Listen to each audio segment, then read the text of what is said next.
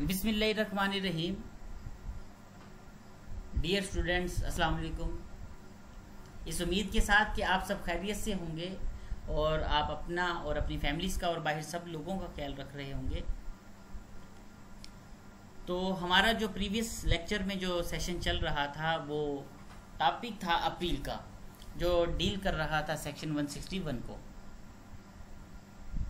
हमने पिछले सेशन में अपील के बारे में डिटेल के साथ बताया था कि अपील जो है वो किस मकसद के लिए बनाई गई। हमने जान लिया था पिछली वीडियो में कि अपील जो कानून हमें ये दे रहा है, इसका एक राइट, वो आखिर क्यों दे रहा है। तो हमने जान लिया था कि अपील का मकसद असल में ये जो इन्फ्रिंज ऑफ राइट है, अगर किसी पार्टी का अगर कोई राइट इन्फ्रिंज हो रहा हो तो वो कैसे उसको क्लेम करेगा। तो डेफिनेटली वो जो उसके पास एक अख्तियार है, उसके पास एक राइट है अपील का, तो वो अपील का राइट यूज करते हुए अपने क्लेम को दोबारा अपने राइट्स को क्लेम कर लेगा। अच्छा, अगर आप किसी फैसले से मुतमिन नहीं होते, डेफिनेटली वो जो मुतासरा शख्स होगा, जो अपने वो उस जज के फैसले से खुश नहीं होगा। खुश क्यों नहीं होगा? क्योंकि उसको उसका राइट ठीक से मिला ही नहीं है या उसको ठीक से समाअत ही नहीं किया गया। तो वो जो हक यूज करेगा वो हक होगा अपील का। और ये कानून की खूबसूरती है कि वो कभी भी पार्टी के साथ नाइंसाफी नहीं होने देती। कानून हमेशा इंसाफ के लिए खड़ा रहता है, हमेशा के लिए खड़ा रहेगा आपके लिए। यही खूबसूरती है कानून की कि जहां आपको इंसाफ से दूर किया जाएगा वहां बीच में आकर कानून खड़ा हो जाता है। अब आप सोच रहे होंगे तो कानून तो अंधा होता है। ऐसा कुछ भी नहीं है, कानून अंधा नहीं होता। कानून को आप यूं कह लीजिए कि उसको पट्टी इसलिए बांध दी जाती है कि कानून नहीं देखेगा कि कौन है जो उसके सामने आके खड़ा हो रहा है। अब वो गरीब है, अमीर है, या छोटा है, बड़ा है, ठीक है, कोई भी उसके सामने आकर आ जाए तो उसका काम है सिर्फ फैसला करना, वो भी इंसाफ पर मबनी। तो अपील के बारे में हमने पिछले जो सेशन में खूब डिस्कशन की थी। तो जो लोग नए यूज़र हैं वो मेरी पिछली जो वीडियो है उसको ज़रूर देखिए और मेरे चैनल को ज़रूर सब्सक्राइब करिए। इससे हौसला अफजाई भी होती है और मुझे पता भी चलता है कि आप मेरी वीडियोस को किस हद तक लाइक कर रहे हैं। देखो बच्चों, ये एक कॉल है कि हर कोई सब कुछ नहीं जानता, हर कोई सब कुछ नहीं जानता, लेकिन कोई ना कोई कुछ ना कुछ जरूर जानता है। हर कोई कुछ ना कुछ जरूर जानता है।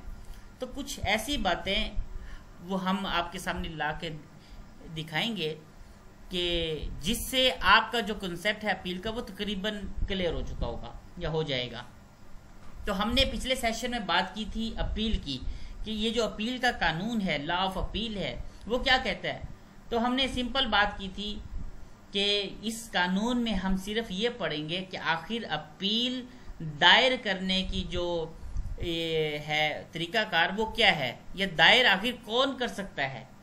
तो सेक्शन 161 को हमने डिस्कस किया था कि ये सेक्शन 161 के तहत ही फाइल की जाती है। और क्यों की जाती है हमने बता दिया था कि अगर कोई मुतासरा फरीक है, कोई पार्टी है, अगर वो उस डिसीजन से वो खुश नहीं है, सेटिस्फाइड नहीं है, तो डेफिनेटली वो अफसरान मालिया के खिलाफ अपील कर सकता है। और किन अफसर के रूबरू कर सकता है वो भी बता दिया जाएगा अभी आपको। और उसमें एक असूल वाज़ेह कर दिया गया था जिसकी पाबंदी करना नहायत जरूरी होगा। और वो कानून ये है कि अगर मजलिस माल के रूबरू सिर्फ किसी कानूनी नुक्ता के तहत अपील की जाएगी, यानी ऐसे नहीं अपील कर सकते कि जनाब कोई जवाज ही नहीं बनता, आप अपील यानी कि कर सकते हैं, लेकिन आप अपील कर देते हैं। वो कहते हैं कोई नया कानूनी नुक्ता जरूर होना चाहिए, तब ही आप अपील का जो राइट है वो यूज कर सकेंगे। और दूसरे नंबर पे इंस्ट्रक्शन क्या लगा रहा है कि अगर पहली अपील में ही ओरिजिनल ऑर्डर की तौसीह हो जाए तो क्या है जी, आप सेकंड अपील कतन नहीं आप दायर कर सकते। ये तो था हमारा ये जो इंट्रोडक्शन था, और उसके बाद हमने देख लिया कि सेक्शन 161 क्या कहता है। अब हम बात करेंगे कि कानून क्या कहता है आगे अपील में, वो हम डिस्कस करेंगे। उसके पॉइंट्स, कुछ पॉइंट्स हैं जिनको हम डिस्कस करते हुए आगे बढ़ते चले जाएंगे। तो सबसे पहले तो जो ये हमारा टॉपिक है उसका जो फर्स्ट पॉइंट है वो हमने बात की थी कि आखिर अथोराइज्ड कौन होगा, authorized to hear appeal, appeal सुनने के मजाज कौन होंगे। अपील तो आप तब ही करेंगे ना जब आपको पता होगा कि आखिर वो कौन मजाज हैं जो आपकी अपील को समाप्त कर सकते हैं। तो सेक्शन 161 के तहत बयान कर दिया गया है कि अफसर माल के हुक्म इब्तदाई और हुक्म अपील के खिलाफ कौन से अफसर हैं जो अपील सुन सकते हैं, और इन अफसरान की तफसीलात वो दर्ज झेल है, मुलाहिजा फरमाइए जरा। अब वो कौन सी हो सकती है वो जरा समाप्त कीजिएगा। तो उससे पहले मैं आपको बताना चाहूंगा कि वो कौन से अफसर हैं जिनके रूबरू अपील की जाएगी और किन के खिलाफ की जाएगी। तो सबसे पहले तो हम पढ़ेंगे लॉ ऑफ अपील। आखिर वो कौन सा कानून होगा जो हमें ये कानून बताएगा कि अपील क्या होती है, वो भी हमने डिस्कस कर लिया। अथोराइज टू हेयर अपील, वो कौन मिजाज अफसर होंगे भाई जो ये अपील सुन सकेंगे। वो सेक्शन कौन सा डील कर रहा था वो मैं आपको बता चुका हूं कि वो सेक्शन है 161। अब अपील में following points are important for explanation of appeal, यानी कि कुछ ऐसे पॉइंट्स हैं जो अपील की वजाहत करेंगे, यानी अपील की वजाहत के लिए दर्ज झेल नकात हैं जो हम अभी डिस्कस करने वाले हैं। वो कौन कौन से हो सकते हैं? वो सबसे पहले है कि अपील टू कलेक्टर है, और फिर उसके बाद अगर हम बात करें तो वो है अपील टू कमिश्नर है, अपील टू कमिश्नर। फिर उसके बाद आ जाता है appeal to board of revenue. अब ये देखिए, ये पॉइंट्स मैं बड़े सीक्वेंस के साथ बता रहा हूं, ये आपने दिमाग में रखने हैं। सबसे पहले बात क्या की कि अपील टू कलेक्टर, फिर उसके बाद हमने बात की appeal to the commissioner, appeal to commissioner. तीसरे नंबर पे फिर हम बात कर रहे हैं, पांचवें नंबर पे appeal to board of revenue. उसके बाद हम बात कर रहे हैं कि सेकंड अपील कब की जाएगी, उसकी लिमिटेशंस क्या होंगी, और नोटिस क्या होगा, नोटिस की अहमियत क्या होगी, नोटिस के बगैर अपील की क्या अहमियत होगी। तो चलिए हम जरा इसको डिस्कस करते हैं step by step. Law of appeal तो हम बात कर चुके, अब हम बात कर रहे हैं अथोराइज टू हेयर अपील की, कि आखिर अपील जो है वो सुनने के कौन मिजाज होंगे। वो सेक्शन 161 बताएगा कि अपील टू कलेक्टर। अब अपील टू कलेक्टर क्या है वो चलिए थोड़ा सा मैं आपको ओवरव्यू दे देता हूं कि appeals lies to collector when order और decree is made by an assistant collector of first and second grade. अब क्या बात की, सिंपल वो ये बात बताना चाहता है कि जब असिस्टेंट कलेक्टर दर्जा अव्वल या दर्जा दोम हुक्म या डिग्री जो सादर करता है तो वो अपील कलेक्टर को की जाती है। अपील किसको की जाती है? कलेक्टर को की जाती है। फिर समझिए कि हुक्म किसी भी दर्जा के असिस्टेंट कलेक्टर ने किया हो, हुक्म जो है वो किसी भी दर्जा के असिस्टेंट कलेक्टर ने किया हो, खवा असिस्टेंट कलेक्टर दर्जा अव्वल का हो या खवा असिस्टेंट कलेक्टर जो हो वो दर्जा दोम का हो, उसके फैसले के खिलाफ अपील सुनने का जो इख्तियार होगा वो किसको होगा? कलेक्टर को होगा। फिर समाप्त फरमाइए, बहुत आसान सा मैं आपको फिक्रा बता रहा हूं, बहुत आसान सा कुलिया बता रहा हूं कि हुक्म किसी भी दर्जे के असिस्टेंट कलेक्टर ने किया हो, खुआ वो असिस्टेंट कलेक्टर दर्जा अव्वल का हो या दोम का हो, ये मैटर नहीं करता, बस उसके फैसले के खिलाफ अपील सुनने का जो इख्तियार है वो कलेक्टर को हासिल होता है, क्योंकि ये उससे बड़े लेवल पे आ जाता है ना। देखिए, एक है कलेक्टर, एक है असिस्टेंट कलेक्टर। अब असिस्टेंट कलेक्टर छोटा है या कलेक्टर छोटा है? डेफिनेटली असिस्टेंट कलेक्टर छोटा है, तो इससे बड़ा कौन सा होगा? वो कलेक्टर होगा।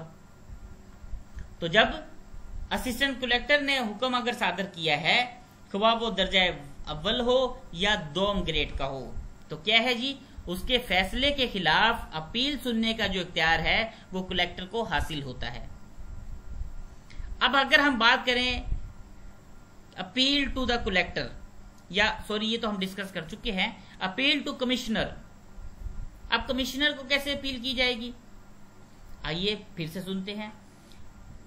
अपील अगेंस्ट ऑर्डर और डिक्री ऑफ कलेक्टर, और पॉइंट बी जो है अपील अगेंस्ट ऑर्डर और decree of assistant collector of first grade, यानी कलेक्टर के हुक्म या डिक्री के खिलाफ अपील।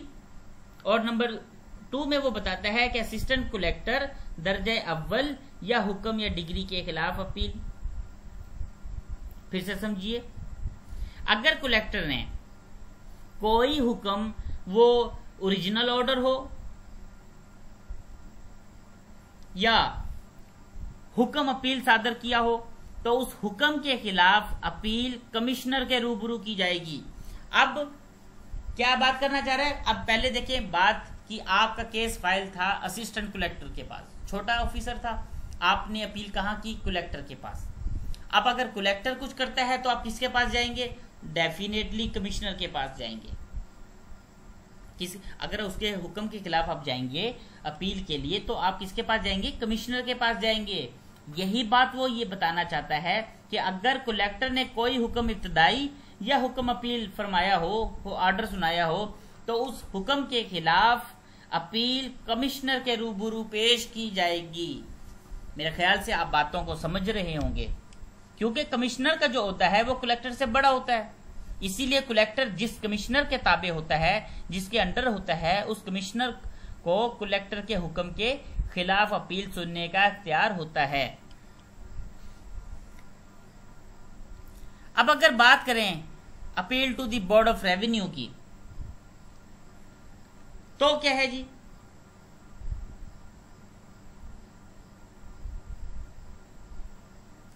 तो हम बात करते हैं appeal to the board of revenue की।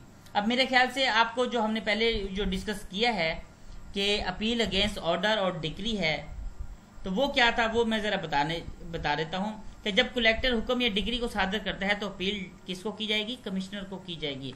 मेरे ख्याल से ये समझ में आ चुका होगा। अब हम बात जो करने जा रहे हैं पॉइंट 5 की, appeal to the board of revenue. मजलिस माल के रूबरू अपील कैसे की जाएगी वो हम डिस्कस कर रहे हैं। Appeal lies to board of revenue only on a point of law, यानी कि कोई कानूनी नुक्ता के तहत ही अपील की जाएगी। वो क्या है जी, व्हेन ऑर्डर और decree is made by commissioner. सिर्फ कानूनी नुक्ता पर अपील मजलिस माल को होती है। मजलिस माल क्या होता है, बोर्ड ऑफ रेवेन्यू, दिमाग में बिठा लीजिए। जब भी कोई नुक्ता उभर के सामने आएगा आप उसको चैलेंज कर सकते हैं अपील के लिए। तो फिर से समझिए कि सिर्फ कानूनी नुक्ता पर अपील बोर्ड ऑफ रेवेन्यू को की जा सकती है जब हुक्म या डिक्री को कमिश्नर सादर करता है। अब अगर हम बात करें सेकंड अपील की, सेकंड अपील तो आपने बहुत दफा सुना होगा सॉरी, सेकंड अपील बहुत दफा सुना होगा। चलिए हम बात करते हैं सेकंड अपील की कि ये सेकंड अपील आखिर है क्या।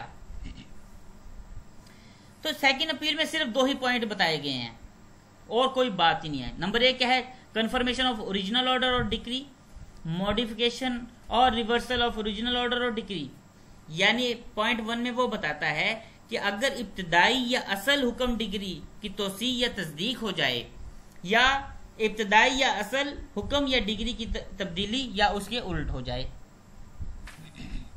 फिर से देखिए, सेकंड अपील में वो ये कहना चाहता है कि इस सेक्शन के तहत या इस सेकंड अपील के तहत जो मुतासरा फरीक है, अब उस मुतासरा फरीक को अपील सानी का इख्तियार हासिल है। ये जो सेकंड अपील है उसको ये राइट हासिल है। डेफिनेटली जो मुतासरा शख्स होगा उसको ये राइट हासिल होता है, और इसके लिए जो अहकामात और उसूल दिए गए हैं वो मुकदमात में बयान कर दिए जाते हैं, वो उसको फुलफिल करने का पाबंद होगा। अब इस पे कुछ साइटेशनें हैं वो भी मैं आपसे डिस्कस करना चाहता हूं PLD 1964 है, WPREVG यानी कि पेज नंबर क्या है इसका 26 है, जिसमें बताया गया था कि इसमें सिर्फ कानूनी नुक्ता पर ही की जाएगी।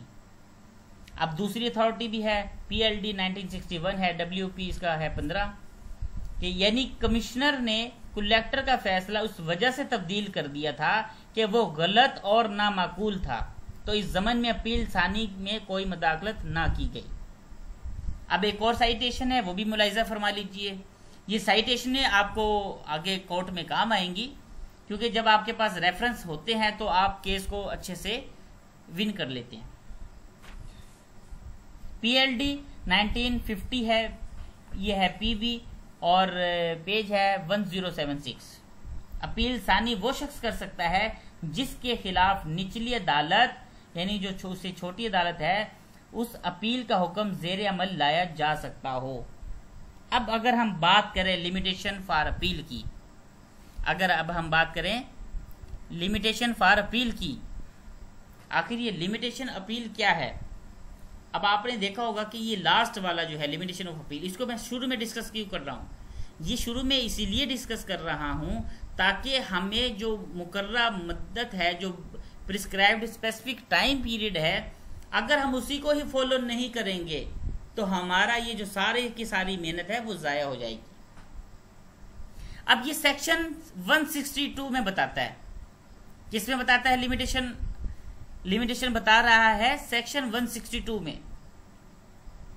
अच्छा, इससे पहले मैं एक बात बताना आपको जरूरी समझता हूं कि हमने अब इन तमाम अफसरान के रूबरू अपील करना भी सीख लिया और किन के खिलाफ करना है वो भी सीख लिया। इसके बाद एक लफ्ज है नोटिस, ये नहायत अहमियत का हामिल है। जब तक आप नोटिस नहीं देंगे तो ये आपकी जो है वेरीफाई नहीं होगी या काबिल कबूल नहीं होगी। तो इसके लिए जरूरी है नोटिस का होना, बहुत जरूरी है। नोटिस होगा तो बात बनेगी, अदरवाइज नहीं। तो नोटिस के लिए अगर हम बात करें कि नोटिस जो है वो किस, जाहिर बात है जो मुतासरा शख्स होगा वो नोटिस तो देगा, यानी parties who can be affected by confirmation, modification और reversal of an order in appeal should be given reasonable notice.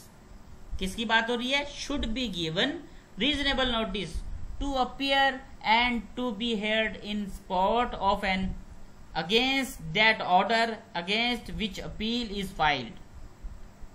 Order against which appeal is filed cannot be confirmed, modified or reversal till giving of such notice. देखिए ये अहमियत है इस notice की कि जब तक नोटिस नहीं दिया जाएगा उसकी तस्दीक नहीं हो सकेगी। अब अगर हम बात करें लिमिटेशन की तो फिर से आ जाइए कि ये लिमिटेशन क्या है। ये लिमिटेशन क्या है? लिमिटेशन के लिए जरूरी है आखिर ये लिमिटेशन जो है वो क्यों जरूरी है? अब इसके लिए सेक्शन 162 बताया गया है और 162 में सिर्फ 3 बातें बताई गई हैं काम की, वो मैं आपसे डिस्कस कर रहा हूं कि जब कलेक्टर के रूबरू अपील पेश हुई हो, जब कलेक्टर के रूबरू अपील पेश हुई हो तो 30 दिन का टाइम होगा। कितने दिन का? सिर्फ 30 डेज। यानी कि अपील जब आप करेंगे कलेक्टर को तो आपके पास दिन है टोटल 30, यानी कि 1 माह होगा। और जब अपील कमिश्नर के रूबरू होगी, अपील टू द कमिश्नर, फिर कितने? फिर 60 दिन है आपके पास। और अगर इसी से उल्ट चल लें तो वो दिन 90 बनेंगे। मिसाल तौर पे अगर आप बोर्ड ऑफ रेवेन्यू के पास जाना चाहते हैं तो आपके पास दिन जो हैं वो कितने हैं? 90 डेज। नंबर 1 कलेक्टर के लिए 30 दिन, कमिश्नर के लिए 60 दिन और बोर्ड ऑफ रेवेन्यू के लिए 90 दिन। अगर अब इससे ज्यादा दिन हो जाएंगे तो वो क्या होगा? इसको अपील को खारिज कर दिया जाएगा। इसलिए ये नहायत अहमियत के हामिल है। अब मेरे ख्याल से इन बातों को अब आप समझ चुके होंगे। अब हम बात करते हैं कंडीशन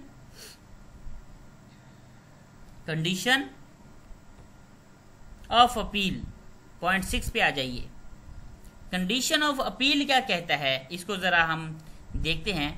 कंडीशन ऑफ अपील वो सिर्फ यही बातें बता रहा है कि अगर हम इन शराइत को पूरा नहीं करेंगे तो क्या है जी, वो अपील खारिज भी हो सकती है। अब अपील की शराइत कौन सी है, वो मुलाहिजा फरमाइए जी।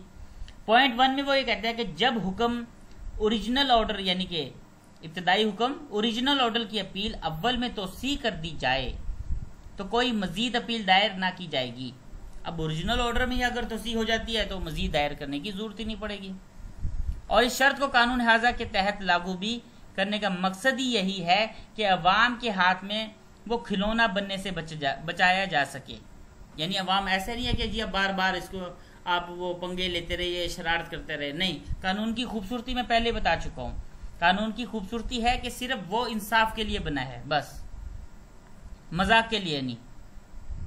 अगर एक बार अपील में हुक्म की तोसी हो जाए तो दोबारा वही फरीक दूसरी अपील दायर कर दे तो इस तरह बार बार एक ही हुक्म अमल दोहराया जाएगा और वो अदालत का है जी वक्त जाया होता चला जाएगा। अदालत के पास जो टाइम है वो नहायत कीमती है। अब वो अपना ये कीमती वक्त इसके लिए नहीं वेस्ट कर सकती कि आप फिर से दोबारा से अपील जाएं, फिर अपील में जाएं, फिर अपील में जाएं, ऐसा नहीं हो सकता। तो अदालत अपना जो कीमती वक्त है वो जाया होने से बचा लेती है और अवाम बार बार आला से आला अफसर माल के रूबरू अपील दायर करके कानून को खेल ना बना लें। इसीलिए एक बार अपील में हुक्म की तोसी हो जाए तो फिर दूसरी अपील दायर करने पर पाबंदी है। या अब मेरे ख्याल से अब आप समझ चुके होंगे कंडीशन क्या है कि अगर इसमें एक ही बात की जा रही है, अगर ओरिजिनल ऑर्डर में तोसी कर दी जाए तो मजीद अपील दायर ना की जा सकेगी। फिर से समाअत फरमाइए, अगर ओरिजिनल ऑर्डर में अपील अव्वल में तोसी कर दी जाए तो कोई मजीद अपील दायर ना की जा सकेगी।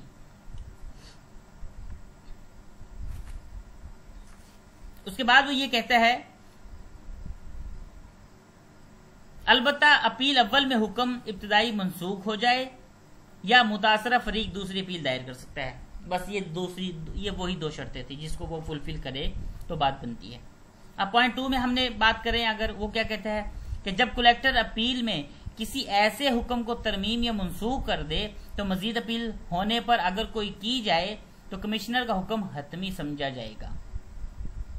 फिर से समाअत फरमाइए, जब कलेक्टर अपील में किसी ऐसे हुक्म को अमेंडमेंट या टर्मिनेट मंसूख कर दे तो मजीद अपील होने पर अगर की जाए तो कमिश्नर का हुक्म वो हतमी होगा। इस शर्त के तहत दूसरी अपील के इख्तियार को वाजिया करके उसके बाद मजीद अपील करने पर पाबंदी आयद की गई है। अब क्या है जी, असिस्टेंट कलेक्टर के हुक्म के खिलाफ कलेक्टर के पास अपील अव्वल की जाती है और इस अपील के नतीजा में अगर कलेक्टर असिस्टेंट कलेक्टर के फैसले को मनसूख या उसमें अमेंडमेंट कर दे तो उस फैसले के खिलाफ अपील सानी कमिश्नर के रूबरू की जाती है। साफ सी बात है। और अपील सानी पर कमिश्नर जो हुक्म दे देगा उसको हतमी समझा जाएगा, ये भी अंडरस्टूड सी बात है। तो वो जो बोर्ड ऑफ रेवेन्यू है सिर्फ उसी सूरत में की जाती है जब हुक्म कमिश्नर में कोई कानूनी नुक्ता सामने आ जाए। अब अगर हम बात करें अपील करने वाले अफराद, वो कौन से पर्सन है, पर्सन इन टाइटल अपील करने वाले अफराद कौन से होंगे, तो ये वही फरीक हैं जो किसी अफसर माल के हुक्म के खिलाफ अपील दायर कर सकते होंगे। यानी जो कि ओरिजिनल ऑर्डर जिस मुकदमे में सुनाया जा रहा होगा उसमें फरीक हो और हुक्म से मुतासरा भी हुआ हो, तो लिहाजा हुक्म जो है इब्तिदाई से मुतासरा फरीक ही अपील दायर कर सकेगा। जो मुतासरा शख्स होगा वही अपील दायर करने का हक भी रखता होगा। ऐसा शख्स जिसका ओरिजिनल ऑर्डर से किसी किस्म का कोई ताल्लुक ना होगा तो वो अपील दायर करने का मिजाज भी नहीं होगा। मेरे ख्याल से बात बिल्कुल सादा सी है। अब अगर हम बात करें प्रोसीजर ऑफ अपील की, कि अपील का जो प्रोसीजर होगा वो क्या होगा, तो अपील का जो तरीकेकार है, प्रोसीजर है, वो वजाहत कानून हाजा के तहत नहीं की गई। इसीलिए कानून मालिया के तहत भी अपील दायर करने का वही तरीका होगा जो ज़ाब्ता दीवानी में बताया गया है। यानी कि जो सिविल CPC में बताया गया है यानी तहरीरी अपील के साथ अफसर माल के हुक्म इब्तिदाई की नकल लफ कर दी जाएगी, और अगर किसी दुश्वारी की वजह से नकल हुक्म के साथ मुंसलिक ना की जाए तो अपील के साथ दरखास्त दे दी जाएगी कि अपील दायर करने को नकल फराम करने से मुस्तशना करार दिया जाता है। यानी कि इसका जो प्रिस्क्राइब्ड प्रोसीजर है वो अकॉर्डिंग टू वो सीपीसी है, वो सेम एज इट इज उसको रखा गया है। अब इसकी एग्जांपल्स हैं जो अपीलेबल ऑर्डर की हैं, वो क्या है जी। यानी कि इसकी पहली मिसाल तो यही है कि अफसर माल का जो फैसला है जो अदालती तहकीकात के खिलाफ हुआ हो वो काबिल अपील है। देखो ना, बात ही सादी सी है कि कोई भी अफसर है उसने जो फैसला सुना दिया है जो अदालती तहकीकात के खिलाफ हो वो काबिल अपील है। इसमें सिंपल कोई ऐसी बात नहीं है कि आपको समझ में ना आए। और दूसरी पॉइंट वो यही बताता है कि किसी भी अपील को बहाल करने से इनकार के सिलसिले में कमिश्नर का हुक्म भी काबिल अपील है। अब तीसरी बात कर रहा है कि ऐसे इल्जाम के ताबे हैं जिनका फैसला भी अभी नहीं हुआ हो और ऐसे अकाम भी काबिल अपील होते हैं।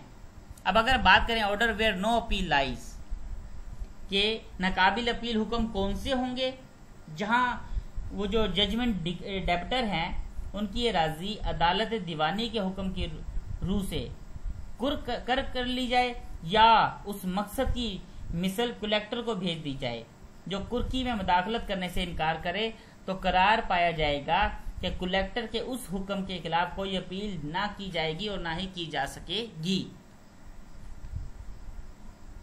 अब मदयून डिग्री वो फर्द होता है, अब सवाल ये पैदा होता है ये मदयून कौन होता है जी। मदयून डिग्री ये वो शख्स होता है जिसके खिलाफ डिग्री सादर की जाती है, जिसके खिलाफ डिग्री की तामील करवाई जाती है। इसके अलावा नजरसानी के हुक्म के खिलाफ भी अपील दायर नहीं की जा सकती। जब कलेक्टर ने किसी इंतकाल की नजरसानी करने का हुक्म दिया हो तो ऐसा हुक्म काबिल अपील नहीं होगा। इसी तरह अगर अदालत अपने किसी साबका हुक्म की नजरसानी करने से इनकार कर दे तो ऐसे इनकार के हुक्म के खिलाफ भी अपील दायर नहीं की जा सकेगी। अब मेरे ख्याल से अब ये तमाम बातें आपको आसानी से समझ में आ चुकी होंगी कि सेकंड अपील हम कब किस सूरत में करते हैं और उसकी लिमिटेशन हमें क्या बताती हैं, प्रोसीजर कौन सा अडॉप्ट किया जाएगा। हमने बात किया था कि वही प्रोसीजर अडॉप्ट किया जाएगा जो सीपीसी में बता दिया गया था। तो मेरे ख्याल से स्टूडेंट्स अपील का ये सेशन जो है वो आपको अच्छे से समझ में आ चुका होगा, और अगर इसके बावजूद अगर कोई बात आपको समझ में ना आए तो मेरे बच्चों आप मुझसे एक बार नहीं आप बार बार मुझसे डिस्कस कर सकते हैं मेरे व्हाट्सएप नंबर पर, मेरे अकाउंट पर, या जिस तरह आप मुनासिब समझिए आप मुझसे कांटेक्ट करके समझ सकते हैं। तो मैं आपके आसानी के लिए हमेशा हमा वक्त आपके लिए दरकार रहूँगा। मेरे बच्चों, तमाम बातों को समाप्त करने के बाद अब हम इस बात को फिर नोटिस में लाते हैं कि अगर देखिए मैं एक मेहनत कर रहा हूँ कि ये सेशन जो है ये मुश्किल कड़ियों से निकालकर आसानी की तरफ डाल रहा हूँ ताकि आप सिर्फ बेसिक कॉन्सेप्ट क्लियर कर सकें। लेकिन जब आप बेसिक कॉन्सेप्ट भी क्लियर नहीं करते अपने, तो बच्चों फिर यहाँ मुझे अफसोस होता है कि मैं आपकी खातिर जितना हो सकता है आसान से आसान वर्डिंग में आपको एक्सप्लेन किए जा रहा हूँ ताकि आप अपील को अच्छे से समझ लें। और बहुत सारे तो ऐसे नौजवान हैं जिनको सेक्शन ही नहीं पता होता कि किस सेक्शन के तहत अपील की जाती है, सीपीसी में किस सेक्शन के तहत की जाती है और लैंड रेवेन्यू में किस सेक्शन के तहत की जाती है। तो खुदारा आप सेक्शन भी याद रखा करें। ये सेक्शन याद रखना इस बात की दलील है कि आप उस सेक्शन को अच्छे से समझे हुए हैं। और फिर अपील का मकसद क्या है, अपील की वो कौन सी लिमिटेशन है जो वो अपील आपके ऊपर लगा रहा है, वो तो कौन सी टर्म एंड कंडीशन है, वो कौन सी शराइत है जिनको पूरा करना अपील के लिए ज़रूरी है। और अगर इन तमाम बातों को प्रिस्क्राइब्ड जो ये कानून दिया गया है, मैनर दिया गया है, अगर आप उसको फुलफिल ही नहीं करते तो फिर आप अपील के राइट को भी आप चैलेंज नहीं कर सकते। डेफिनेटली अपील तो आप तभी करेंगे ना जब आप तमाम क्राइटेरिया में पूरा उतरते होंगे और आपको पता ही नहीं है कि किस अफसर के खिलाफ कौन सी अपील में जाना है या किसके रूबरू पेश होना है। तो फिर मेरे बच्चों, जब आपको इन बेसिक रूल्स का ही नहीं पता चलेगा तो आप क्या डिस्कस करेंगे। तो उम्मीद करता हूँ कि आप अपना ख्याल रखेंगे। अल्लाह हाफिज़।